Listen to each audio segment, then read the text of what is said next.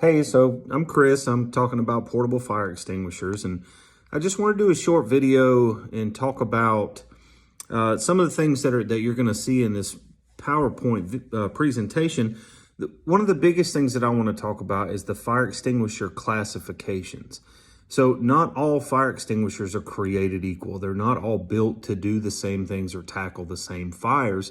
And that's what we see in one of the slides here. Is it talks about the 5 portable extinguisher classifications, and what we see on those are typically letter designations, and those letter designations are based on the type of material that's burning. So class A would be ordinary combustibles like paper and wood and just ordinary combustibles, things that you would think about just ordinary trash can burning, things like that. Class B is flammable or combustible liquids. So that's things that we would think about gasoline or diesel fuel. Those are the types of extinguishers that you're going to find around like the gas pumps. Those are typically ones that you'll find in industry. And then you'll actually find ones that are a combination of two, which is class A and B. Most of those are dry chemical or powder extinguishing agent that will handle ordinary combustible or flammable liquids. Class C is energized electrical. That meaning it's an electrical component that still has electricity attached to it. Obviously, you can't use certain types of materials on energized electrical because it could be a conductor and could actually conduct energy back to you using the extinguisher. Class D is combustible metals, such as magnesium shavings or things that you would find in manufacturing facilities where they're doing milling or processing metals. And then we have a class K. Class K is the kitchen type fire extinguishers that are saponification agents that deal with like deep fat fryers, vegetable fats, animal fats, things like that.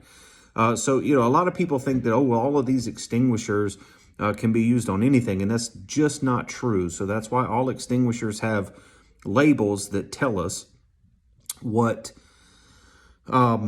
classification of fire that particular extinguisher is to be used for. Now, the other thing I want to talk about is the use of the extinguisher. I've been a fireman for 26 years, and we see this all the time. And it sounds very simple with the acronym of PASS, pull, aim, squeeze, and sweep. But whenever people are in emergencies and they're not necessarily trained, but maybe once a year on how to use the extinguishers, they forget the basics. So basically what we want to do is locate the extinguisher closest to us. Find that extinguisher if we feel like we can fight the fire. If we feel like the fire is too big for us, then we should get away and call 911 immediately. Pull the pin.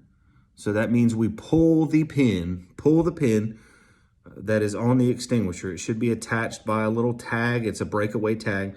You pull the pin. Now, listen to me. Just because you pull the pin does not mean that the extinguisher is a firefighting grenade. You can't throw the extinguisher at the fire and expect it to put anything out. It doesn't work that way.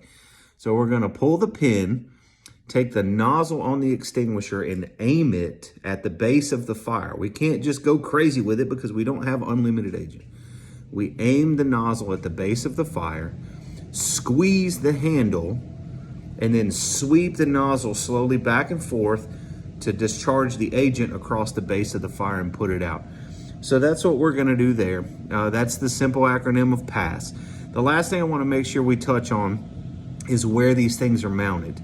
We want to make sure that we're mounting the extinguishers in places where we can get to them. We can get to them quickly without having to move stuff. And we don't have to reach for it or get a ladder. Typically the head no more than about 5 feet from the floor so that we can grab it. And most of the time you'll find these in egress corridors, particularly in apartments, which is like mine where I live, in the egress corridor, so that we can do what we need to do with the extinguisher and we can get out of the way pretty quick. Thank you, guys.